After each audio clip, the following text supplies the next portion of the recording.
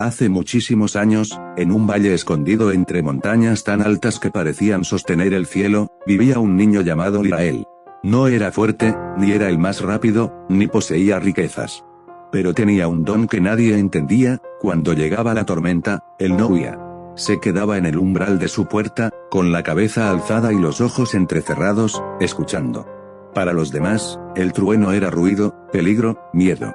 Para Lirael, era una voz profunda, lenta y antigua, que hablaba en un idioma que él comprendía sin haberlo aprendido nunca. Cuando caía un rayo, no veía solo luz y fuego, veía una red de hilos dorados y azules que conectaban el cielo con la tierra, como venas de un cuerpo inmenso que respiraba sobre el mundo. No tengas miedo, le decía su abuela. Es la naturaleza que se desborda. No se desborda, abuela, respondía él suavemente. Está llamando.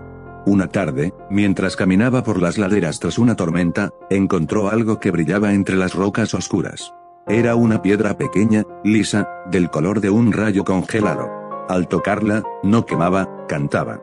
Un zumbido suave y constante, que vibraba en sus dedos y subía por su brazo hasta el pecho, como si reconociera su latido.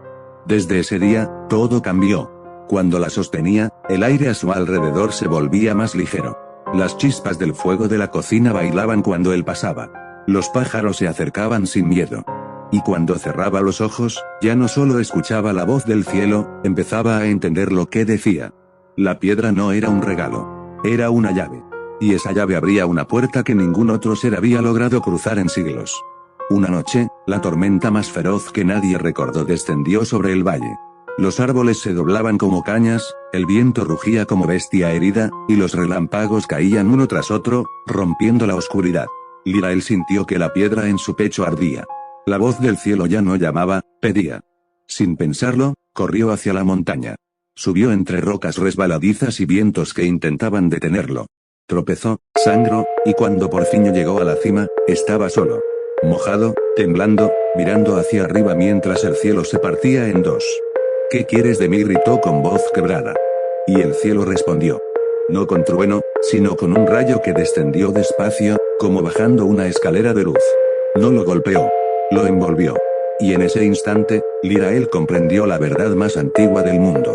La electricidad no es fuego ni castigo. Es la sangre del universo. Es la energía que sostiene todo lo que existe, que conecta cada estrella, cada árbol, cada latido de tu corazón. El rayo no lo quemó. Le entregó su memoria. Allí, en la cima, mientras la tormenta lo sostenía, Lirael hizo una promesa que selló su destino para siempre. Yo seré el puente. Lo que el cielo libera sin orden, yo lo guiaré con sabiduría. No dominaré esta fuerza, porque no me pertenece, yo seré su custodio. En ese momento, la piedra azul se fundió con su pecho, y su cuerpo cambió. Sus ojos adquirieron el brillo de la chispa viva. Sus manos dejaron quemar lo que tocaban, y aprendieron a llamar a la luz sin dañarla. Su cabello parecía sostener el estático de las nubes. Ya no era solo Lirael, era el primer ser que llevaba la tormenta dentro sin ser devorado por ella. Había nacido el mago eléctrico. Cuando bajó de la montaña, su pueblo lo miró con temor. Veían la luz que se le escapaba entre los dedos, oían el zumbido que lo acompañaba siempre. Creyeron que era un hechizo, un poder robado, una maldición. Pero él les dijo con calma. No teman a la luz que no comprenden. Esta fuerza no vino para destruir.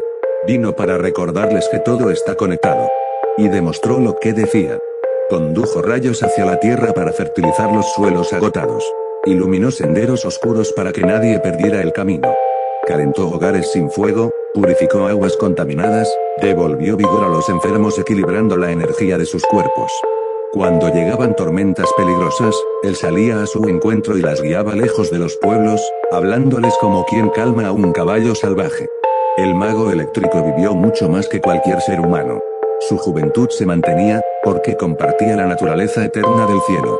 Y cuando por fin sintió que su labor terminaba, no murió, se elevó despacio, entre nubes y relámpagos, y se convirtió en parte de aquello que servía. Dicen que aún está allí. Que cuando ves un rayo que no destruye, sino que parece dibujar un camino en el cielo, es él. Que cuando sientes un ligero hormigueo antes de que caiga una lluvia, es su presencia pasando cerca. Pasaron los años. Su cabello, antes oscuro, se volvió blanco como la nube que carga el relámpago. Sus manos, surcadas por venas de luz pálida, ya no quemaban nada. Pero la gente empezó a alejarse. No le temían a su fuerza, le temían a lo que esa fuerza lo había convertido. Ya no era como ellos.